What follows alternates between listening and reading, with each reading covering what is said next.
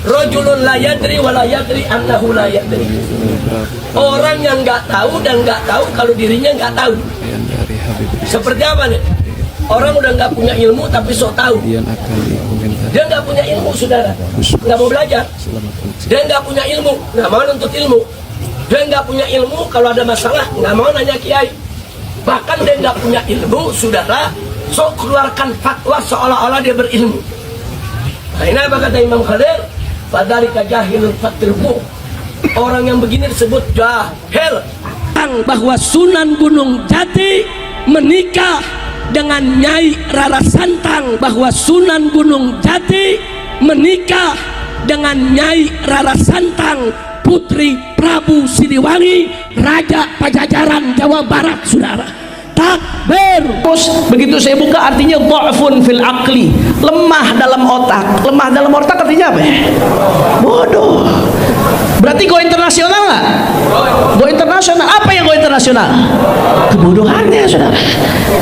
Jadi ini kesian orang awam ditipu, dibohongin. Padahal di mata ulama gede, ya Allah, dha'fil aqli, lemah akalnya. Ini kalau ujian mah gua kagak lulus ini. Orang jahil diapain? Tinggal. Orang jahil diapain? Tinggal. Percuma. Ada yang nanya, Habib, kok orang jahil bodoh ditinggal? Saudara, tadi kita sudah katakan, dia nggak punya ilmu, nggak tahu diri. Ulama aja dilawan, bagaimana kita mau nasehatin?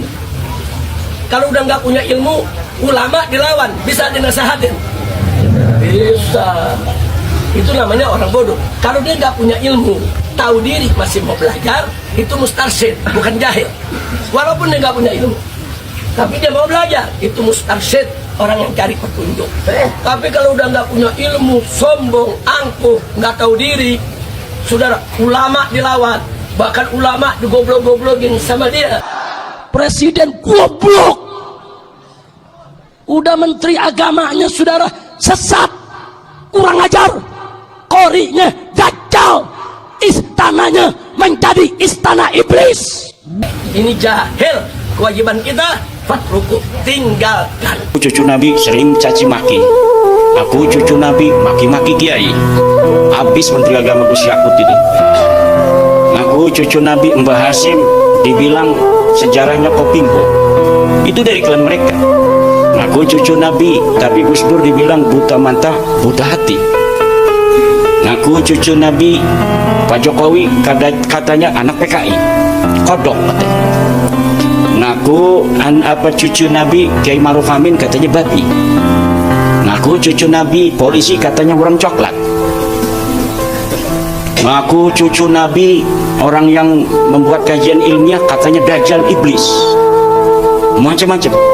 Inilah yang terjadi. Kanjeng Nabi itu jangankan mau bicara, tidak bicara itu sudah mengajak. Tidak bicara itu mengajak, kanjeng Nabi itu menarik. Orang selalu ingin dekat dengan beliau. Itu saja tidak bisa mengislamkan Abu Lahab. Kanjeng Nabi yang begitu indah wajahnya, begitu indah perkataannya, begitu fasih pengendikannya semuanya, itu tidak bisa mengimankan Abu Lahab. Kok sekarang malah kamu ajak dengan membentak-bentak, dengan menjahanam-jahanamkan, meneraka-nerakakan, menista-nistakan, membid'ah-bid'ahkan, tambah lari. Orang sekarang lari. Ini orang NU harus bangkit ini. Orang NU jangan tidur aja. Jadi kita bersyukur kita ikut kiai-kiai itu. Kenapa kita bersyukur? Karena kiai-kiai itu mempunyai sanad yang muttasil. Sekarang banyak orang yang gagah-gagah mengatakan Rasulullah Shallallahu Alaihi Wasallam telah bersabda, innamal a'malu binniyat, saudara-saudara, bahwa yang penting adalah innamalnya. kayak Kanjeng Rasul itu tetangganya saja. Rasulullah berkata, dengar kapan kamu? Tapi sampai sendiri kan juga pernah mengatakan, itu dawuhnya Rasulullah, nama amu binillah. Ya tapi kalau saya nanti dihisab saya bisa jawab. Kamu kok bisa mengatakan bahwa innamal amalu ini dawuhnya Rasulullah Shallallahu Alaihi Wasallam dari mana? Kamu 15 abad. Saya bilang saya mendengar ini dari ayah saya, dari guru saya Kiai Bisri Mustafa, dari guru saya Kiai Ali Maksum, dari guru saya Kiai Makhrus Ali, dari guru saya Kiai Marzuki, dari guru saya Syekh Yasin Al-Fadani, dari guru saya Syekh Abdul Halim Mahmud. Tanyakan sendiri sana udah malah. Ayah saya ditanya, guru saya ditanya dari mana kamu bisa mengatakan bahwa ini dawuhnya Rasulullah Shallallahu Alaihi Wasallam, kamu beritahukan kepada Mustafa. Beliau akan jawab, ini saya dari guru saya Syekh Umar Hamdan. Nanti Syekh Umar Hamdan ditanya dari mana, saya dari Syekh Faleh, terus sampai Amirul Mukminin Sayyidina Umar bin Khattab radhiyallahu, dari Rasulullah Shallallahu Alaihi Wasallam, dari malaikat Jibril, dari Allah Subhanahu Wa Taala. Paham sampai urutannya ini? Semua ilmu yang sampai dapat dari Kiai NU itu bisa dipertanggungjawabkan sampai yaumul hisab. Zaman seperti ini itu sangat kita bersyukur kita masih ikut Nahdlatul Ulama ya. Sampai tinggal bilang saja, sampai bisa mengatakan begini, saya dengar dari Kiai Ahmad Rohyat. Udah biar yang ditanya beliau nanti, enak tuh. Tapi kalau sampai ditanya, kamu bisa mengatakan ini dawuhnya Rasulullah? Iya, saya dari Google. Wah, sudah repot nanti urusannya itu. Ya, kita bersyukur kita Nahdlatul Ulama Kiai. Tadi sampai saya ralat tadi, siapa namanya NU cabang Katolik tadi mengatakan bahwa NU adalah terbesar di Indonesia. Mau saya ralat tapi dia sudah pinter diteruskan, mungkin sedunia. Ralat saya bukan mungkin, memang ini bukan mungkin Pak Jonas, bukan mungkin. Tahun 89 saya ditakdirkan ikut Gus Dur sama Kiai Sahal Mahfud mendapat undangan dari Darul Ifta. Darul Ifta itu suatu badan non departemental tapi langsung di bawah Raja Saudi. Waktu itu kepalanya adalah kepalanya Wahabi Saudi, Syekh bin Baz. Saya itu karena tulisan saya bagus, tulisan Arab saya itu bagus. Saya gelandangan suka dolan-dolan, kalau ke Jakarta mampir ke PB gitu. Betulan Kiai Sahal, Kiai Abdurrahman Wahid, Dr. Fahmi, Saifuddin, Allah yarhamhum, mereka semua sudah tidak ada. Mereka sedang bicarakan undangan dari Saudi. Wah, ini ada Gus Dur, ada Gus Dur. Saya waktu itu gelandangan biasa lah, nggak jadi apa-apa. Oh, ini ada Gus Dur, kebetulan tulisannya bagus ini. Nulis surat balasan. Saya nulis surat balasan bahwa kita berterima kasih sudah diundang. Insya Allah akan kita bicarakan, nanti kita akan datang. Itu yang nulis saya. Ketika dapat undangan dari atase agama itu bukan di bawah Deparlu sana, tapi di bawah Darul Ifta ini. Ketika datang di sana, saya diajak sama Kiai Sahal, sama Gus Dur, sama Dr. Fahmi ini. Loh, kok saya ikut ngapain? Loh, nanti kalau ada yang harus ditulis-tulis lagi kan, biar tulisannya sama dengan yang masuk akal juga itu ya. Saya ikut sana, ternyata di sana itu hanya untuk menulis siapa-siapa yang akan berangkat. Terus ditulis saja saya, Syekh Muhammad Ahmad Sahal Mahfud, Syekh Abdurrahman Wahid, Dr. Fahmi Saifuddin Zuhri. Ini siapa ini? Saya belum jawab, saya tidak ikut-ikut. Sudah dijawab sama Gus Dur. Ini Mustafa Bisri. Jadi saya ikut ke bawah. Itu saya diterbangkan takdir itu namanya. Bukan lah kan di sana itu kan resmi terima pejabat-pejabat sana itu. Saya bilang sama Gus Dur ini terus saya nanti itu gimana sampai mengenalkan diri sampean ketua NU, ini Kiai Sahar Rois, ini wakil ketua NU. Lah sampean nanti kalau mengenalkan saya apa? Ya kamu juru bicara gitu.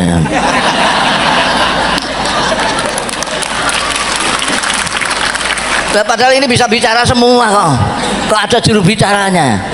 Ya tapi yang penting kan saya bisa ke Saudi Arabia, bisa ke Mekah, sudah seneng saya. Nah, ada waktu itu Jumat. Kalau Jumat itu Syekh bin Bas itu tamunya seluruh dunia itu. Dia punya ruang tamu panjang sekali. Isinya kursi tok untuk udah ngaji sebentar, ngaji tafsir, ada yang baca Quran, terus dianerangkan sebentar, terus menemuin ini dari Eritania, ini dari ini dari ini, semua ditemui satu persatu, delegasi tamu itu. Kita tidak, dari Indonesia kok enggak sendiri. Wah, saya sudah mau protes sebagai juru bicara ini. Tapi dipegangi sama Dr. Fahmi, tidak usah lah, biar beliau sudah masuk ke ruang istirahat. Ruang istirahat. Begitu masuk ruang istirahat, ada sekretarisnya keluar. Tamu yang dari Indonesia mana? Wah, ternyata kita diterima di ruang istirahat beliau. Tapi beliau begini, sudah tiduran gini. Nah, begitu kita datang, ini dari NU ya. Nah, terus tanya, itu berapa anggotanya Nahdlatul Ulama itu berapa? Tidak ada yang jawab. Mungkin ini nunggu juru bicara. Saya langsung jawab saya, karena noleh ke saya dan saya bilang 50 million ya Syekh. Saya bilang 50 juta. Itu saya karang aja waktu itu. Belum ada penelitian seperti sekarang. Survei yang terakhir itu tadi yang disebutkan 90. Itu yang survei itu. Dulu saya mengatakan 50 juta perkiraan. Dia langsung jinggal dari tiduran gitu. 50 million. Dia kaget. Itu 2 kali lipat lebih, 2 kali lipat lebih penduduk Saudi Arabia.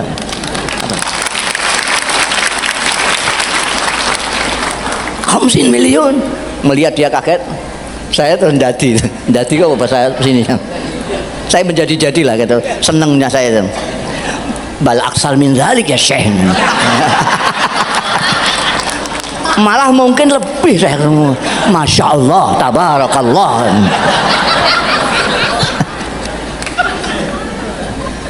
Ternyata sekarang ini 90 juta. Itu berapa kali lipat penduduk Australia itu? Bisa 4-5 kali. Terbesar di dunia.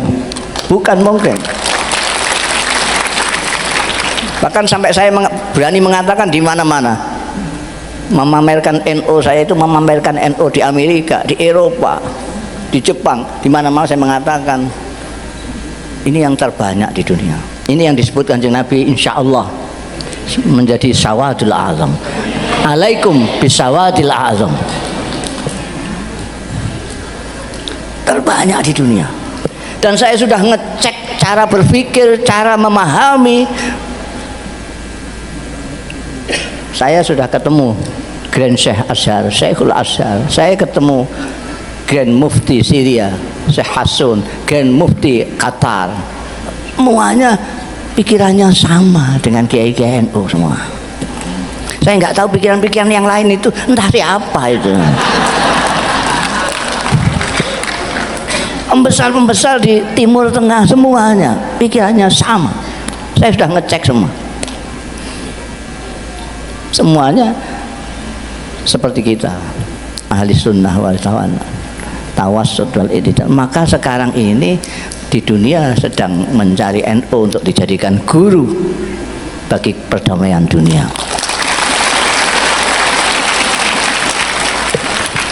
Saya yang khawatir lalu kitanya sendiri malah nggak paham.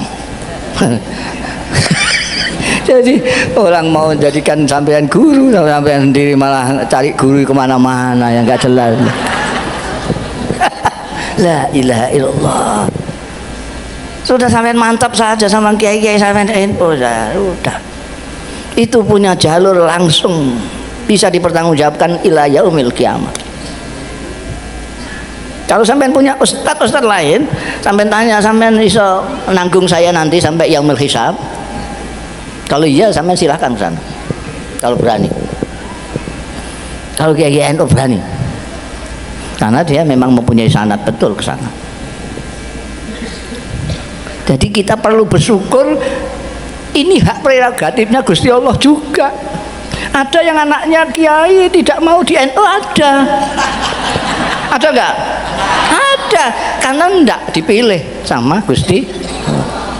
Jangan dikira, makanya saya minta supaya bersyukur menjadi umatnya Nabi Muhammad SAW, bersyukur jadi manusia dengan menjaga kemanusiaan, bersyukur menjadi umatnya Nabi Muhammad SAW dengan menjaga nilai-nilai dan ajarannya, menjadi NU juga menjaga ke-NU-anmu, ahli sunnah wal jamaah. Salah satu sikap dari NU, makanya lain tadi kan bersemangat tadi, ketua sampean itu kan NU NKRI harga mati. Kenapa begitu? Lu karena apa namanya? Sampean nggak kenal Hadratus Syekh Hasyim Asy'ari, biasanya fotonya ada ini, itu yang ini. Saya itu sudah agak lama menemukan dan sudah saya terjemahkan. Saya menemukan buku karangannya seorang penulis dan wartawan Arab yang pada waktu revolusi di Indonesia, dia memang di Indonesia untuk mengcover jalannya revolusi di Indonesia. Dia punya buku dan saya menemukan buku itu yang dalam terbitan Kuwait berbahasa Arab. Judulnya menarik. Judulnya itu Al-Allamah Muhammad Hasyim Asy'ari Wadi'u Labinati Istiqlali Indonesia.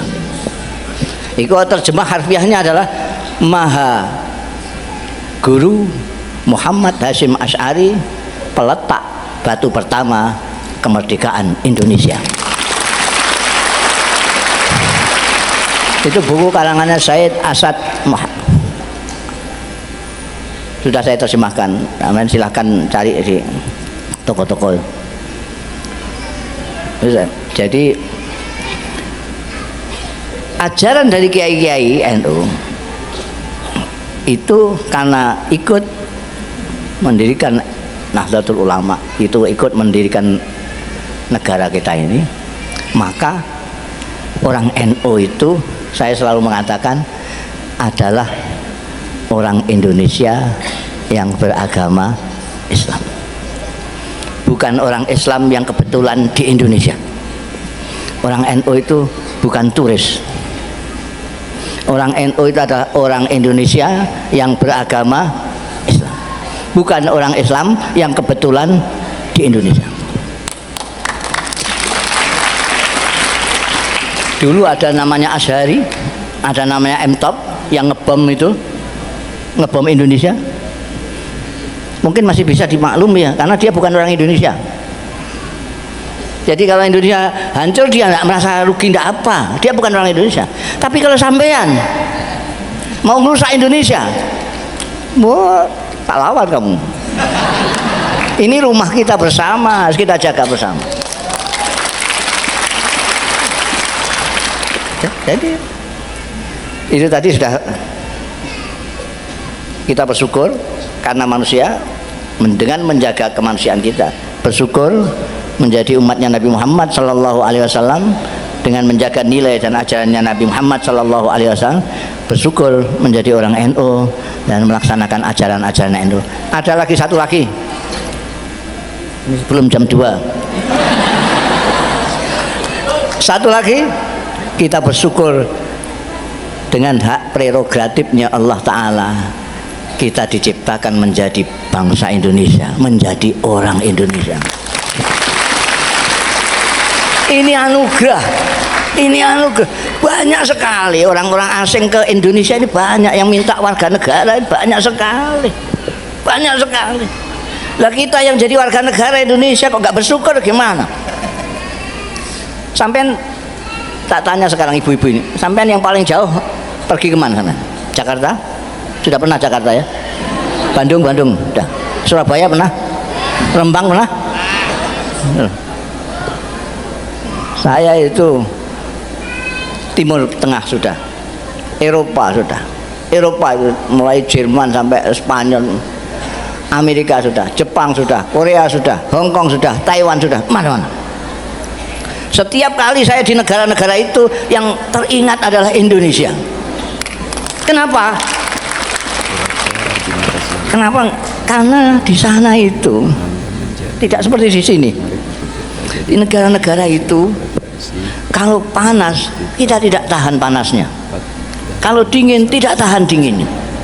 Di sini paling panas kemarin itu, paling panas itu 36.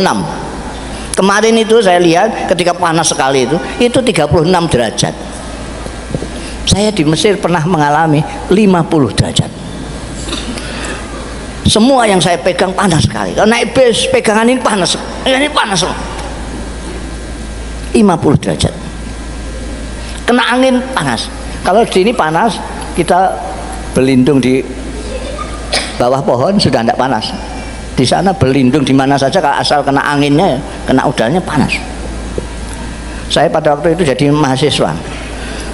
Kalau mau tidur, ranjang ini saya siram pakai air, set, langsung tidur. Kalau tidak langsung tidur, mengembalikan timba dulu ke kamar mandi, ini panas lagi nanti. Kalau belajar itu kitab saya masukkan ke plastik, sini pancuran saya pancurkan, ambil gini. Kalau enggak bisa belajar ya. Kalau musim dingin, itu di sini paling dingin itu 20-26 derajat. Itu pada waktu saya di Jerman itu 6 derajat di bawah 0. Itu masih 6 derajat, ada yang 20 di bawah 0 segala macam. Ini situ sudah keluar darah, selimutan itu keluar, jarinya sedikit itu. Oh, ini udah gemetaran sendirian. Di sini Allah. Saya di Mesir itu sama kawan-kawan nyewa lapangan sepak bola itu mahal sekali, hanya untuk seminggu sekali. Itu pun seringkali prei tidak boleh dipakai latihan sepak bola. Alasannya karena rumputnya sedang disirami. Di sini ini rumput malah ditebangin. Di sana rumput disirami. Di Indonesia ini akar itu bisa dibuat geduk. Tahu geduk? Akar bisa dibuat geduk.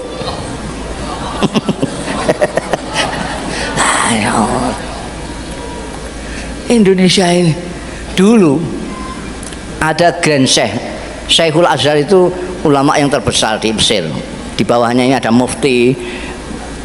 Kalau presiden mau ngangkat menteri agama di sana namanya Wazirul Auqaf Waddin, itu harus lewat Grand Syekh ini.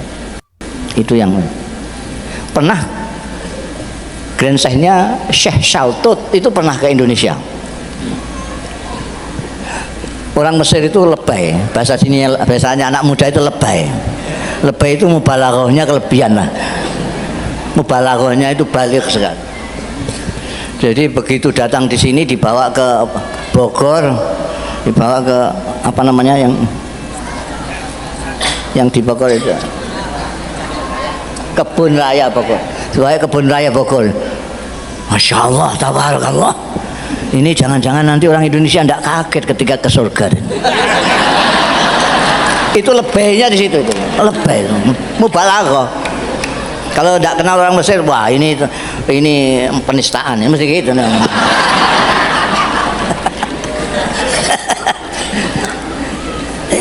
Masya Allah. Hadhihi qit'atun minal jannah. Indonesia hiya qit'atun minal jannah. Indonesia adalah sekelumit pecahan dari surga. Syekh Shaltut dari alamnya, dari udaranya, dari orang-orangnya. Dulu itu terkenal sekali orang Indonesia itu, di mana-mana dihormati karena apa? Karena keramah tamahannya. Di Indonesia tidak kenal itu menegur kok. Dari mana Bu? Enggak kenal tapi negur. Di mana-mana enggak ada, Bu. Di kita ini negur. Sampai di Magelang sana itu, wah sudah dihampirkan, mari hampir. Enggak tahu belakangan ini kenapa. Kalau bahasa Jawanya kesambet. Kesambet di sini ya. Entah kesambet apa itu. Sekarang kok tiba-tiba menjadi sangar begini orang Indonesia. Beragama saja itu, ya Allah, NU itu ikut Kanjeng Nabi mengajarkan Islam yang ramah. Kanjeng Nabi Muhammad Shallallahu Alaihi Wasallam menyontohkan diri beliau. Kanjeng Nabi itu sampean nggak kenal Kanjeng Nabi. Kanjeng Nabi itu jangankan mau bicara, nggak bicara itu sudah mengajak. Nggak bicara itu mengajak Kanjeng Nabi itu, menarik. Orang selalu ingin dekat dengan beliau. Itu saja tidak bisa mengislamkan Abu Lahab. Kanjeng Nabi yang begitu indah wajahnya, begitu indah perkataannya, begitu fasih pengendikannya semuanya, itu tidak bisa mengimankan Abu Lahab.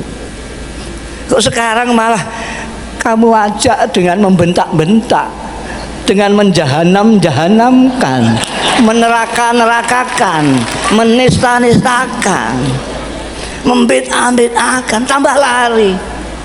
Orang sekarang lari. Ini orang NU harus bangkit ini. Orang NU jangan tidur aja.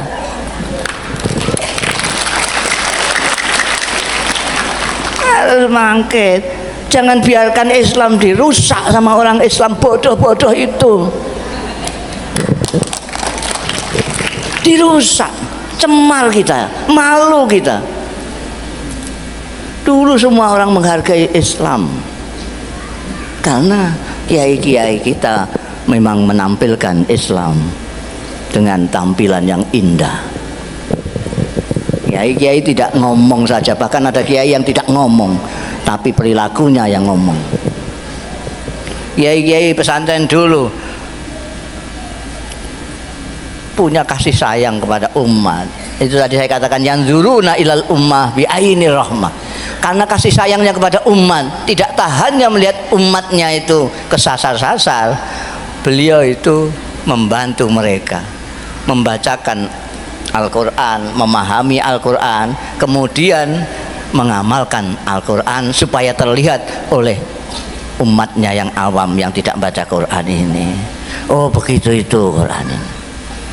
Maka ini sekarang saya anjurkan kepada kiai-kiai NU itu yang baca Quran, tolonglah yang tidak sempat-sempat baca Quran itu biar belajar perilaku Quran dari Anda sekalian. Yang ngerti Quran, yang kenal Kanjeng Rasul Shallallahu Alaihi Wasallam, perlihatkanlah perilakunya Rasulullah. Jangan mulutnya saja indah-indah menyebutkan Kanjeng Rasul, tapi kelakuannya seperti Abu Jahal. Ini malah membingungkan orang ini. Mulutnya kok seperti Kanjeng Nabi, perilakunya kok seperti Abu Jahal, dan bingung orang. Kalau tidak ya diam saja. Itu ngaco itu. Gurur karena banyak followernya. Karena banyak yang ikut, dia merasa benar, itu salah. Benar dan salah itu bukan karena banyaknya pengikut, tapi nalar atau tidak. Ibu-ibu, bapak sekalian, sudah jam 1:30. Jadi tadi bersyukur, sudah tadi bersyukur semua ya, bersyukur. Kita itu ya Allah, sampai coba sampai keluar sedikit lah ke Singapura kemana, lihat Indonesia, luar biasa, luar biasa. Ada negeri kok seperti ini, orangnya berbeda-beda semua. Saya itu tidak bisa bahasa Sunda, sampean tidak bisa bahasa Jawa, tapi kita bisa komunikasi. Kita bisa komunikasi dengan baik. Di sana ada orang Batak, di sana ada orang Madura, di sana ada orang Bugis, macam-macam. Kita bisa komunikasi dengan mereka. Sampai datang agak ke situ sebentar, ke Filipina. Filipina itu seperti kita, banyak suku-suku, banyak etnis ini. Tapi bahasa Tagalog yang ingin dijadikan bahasa nasional itu belum jalan sampai sekarang. Sehingga dari kampung ke kampung orang tidak bisa komunikasi karena bahasanya lain. Kita kok nggak bersyukur gimana? Sekian ribu pulau-pulau, sekian banyaknya etnis, kita masih bisa berhubungan. Makanya NU pada waktu zaman Rais Am Kiai Ahmad Siddiq melanjutkan dari pendahulu-pendahulunya, merumuskan, sebetulnya sudah ada, cuma dirumuskan saja. Ada rumusan Khitoh, ada rumusan ukhuwah Nahdiyah, ukhuwah Islamiyah, ukhuwah Watoniyah, ukhuwah Basyariyah atau ukhuwah Insan. Ini berurutan. Kalau sampean ukhuwah Nahdiyah saja tidak bisa, ya tidak bisa. Ukhuwah Islamiyah tidak bisa, ukhuwah Nahdiyah aja tidak bisa kok. Kalau ukhuwah Nahdiyah saja nggak bisa, ukhuwah Islamiyah. Kalau ukhuwah Islamiyah saja tidak bisa, bagaimana ukhuwah Watoniyah? Kalau ukhuwah Watoniyah tidak bisa, bagaimana mau ukhuwah Insaniyah, Basyariyah? Tidak bisa. Itu tingkat yang paling tinggi. Dulu itu NU, yainya bisa semua. Sisa-sisanya Laskar Padang itu, Gus Dur itu tidak ada. Semuanya persaudaraannya manusia. Itu yang tertinggi. Kullukum min Adam, ma Adam min turab. Persaudaraan itu bisa dilaksanakan kalau bisa melewati ini. Persaudaraan Nahdiyah sudah, persaudaraan Islamiyah sudah, persaudaraan Watoniyah sudah, persaudaraan kemanusiaan. Kita manusia. Yang terakhir karena sudah 1:30, jadi apa namanya, tetaplah antap saja Anda di NU Nahdlatul Ulama.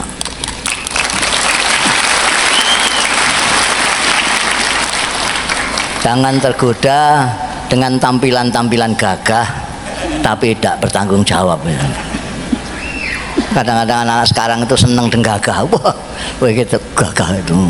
Ayo kembali kepada Quran dan hadis. Kembali ke Quran dan hadis. Coba tunjukkan Quran, baca sampean paham apa enggak? Kelekep dia tidak bisa. Gayanya saya kembali ke Quran. Jangan ikut kiai, ikut Quran. Ini sombong sekali dan tidak punya rasa rahmah. Lain dengan ulama-ulama kita. Dari dulu ulama-ulama kita itu sangat perhatian, peduli kepada masyarakat, sehingga sampai rakyat tidak dibiarkan untuk melihat Quran sendiri, istimbat Quran sendiri tidak bisa. Wong rakyat jelata kok. Mereka yang istimbat, mereka yang ngambil dalil-dalil, mereka bikinkan buku pintar untuk orang-orang awam supaya segera dapat sholat. Ada sulam sapina, ada takrib. Ini menolong masyarakat yang tidak sempat baca Quran. Mereka disangka mereka itu Imam Syafi'i, imam-imam kita itu tidak baca Quran. Kiai-kiai itu ngedobos saja masanya. Jangan ikut kiai. Loh, lah ikut siapa? Quran. Loh, kamu kira kiai-kiai itu dari mana? Apa dari Google? Jadi itu tetaplah sampean ya, mantap saja dari ikut kiai-kiai NU. Nanti kalau ditanya sana ya, rombongan NU gitu saja sudah beres. Sudah. Demikian yang bisa saya sampaikan.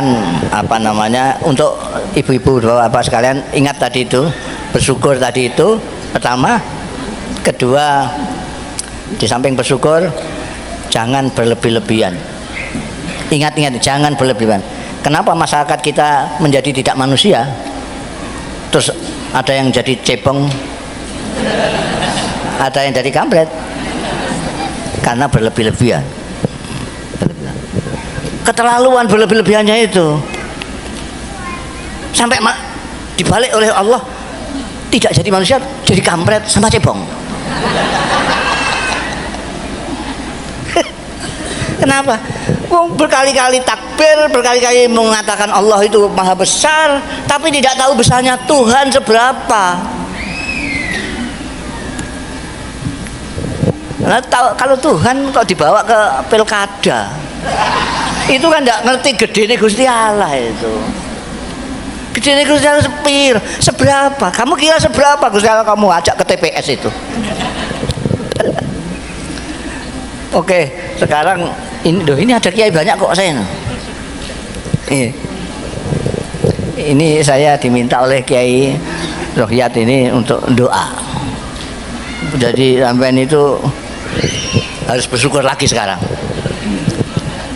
Ini banyak kiai-kiai, tapi karena ada saya, kiai dan Habib lagi.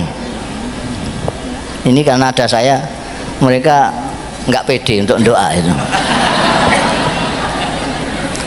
Kalau mungkin beliau-beliau ini tahu lah, kalau doa saya itu yang paling mujarab ya doa saya. Ini sudah terbukti di mana-mana. Karena itu sekarang tinggal sampean minta apa? Minta apa? Jadi kalau Indonesia damai itu doa umum. Saya itu biasa kalau doa itu tidak hanya doa umum, tapi yang khusus-khusus juga. Jadi doa umum jelas itu. Nanti saya doakan Indonesia segala macam itu iya.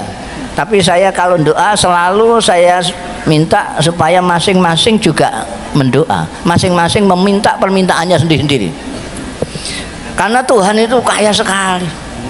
Ini cuma seberapa?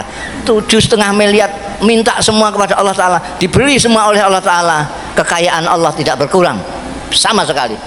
Kecuali seperti halnya jarum sampai celupkan ke lautan, kamu angkat, yang basah-basah ini yang diberikan 7,5 miliar, dan kekayaannya Tuhan masih satu lautan itu, kaya sekali. Jadi sekarang minta apa? Biasanya kalau saya berdoa di mana-mana, dan memang saya sekarang profesinya doa. Karena sudah terkenal doa saya itu mujarab, jadi sudah tidak ada tausiah segala macam begini nih, langsung sudah doa aja. Cuma Kerawang aja yang belum dengar ini. Jadi kalau biasanya saya ajak membaca Fatihah 1 kali. Ini kalau anak-anak muda yang biasa buka YouTube tahu. Saya kalau doa saya ajak jamaahnya membaca Fatihah sekali. Tapi Iyyaka nasta'innya 11 kali. Iyyaka nasta'innya 11 kali, Fatihahnya sekali. Dalam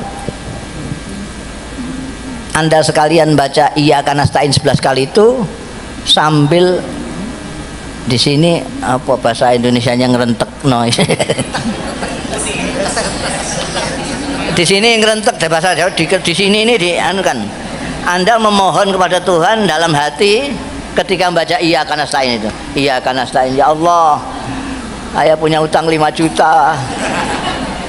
Mudah-mudahan segera lunas. Iyyaka nasta'in. Iyyaka nasta'in, ya Allah, saya kepengen punya rumah sendiri. Ini bertahun-tahun ikut mertua saja. Iyyaka nasta'in, ya Allah, saya ingin buka warung, mudah-mudahan warung saya laris. Itu Iyyaka nasta'in sambil permintaannya masing-masing.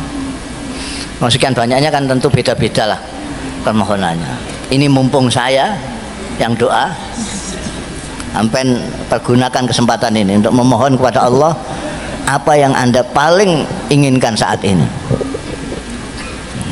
Iyyaka nasta'in, ya Allah, mudah-mudahan saya segera bisa naik haji, ya bangsa gitulah. Sudah ya? Paham ya? Itu. Kalau misalnya punya hutang, ya hutang yang 5 juta ke atas lah. 5 juta. Ini yang doa saya. Ya. Masa 100.000 aja saya yang doa. Kebesaran yang doa itu. Ya, kalau sudah mari kita pasti dikabulkan, pasti. Kok sampai tidak dikabulkan oleh Tuhan, itu kemungkinannya cuma 3. Kemungkinan pertama, Anda tidak percaya sama saya.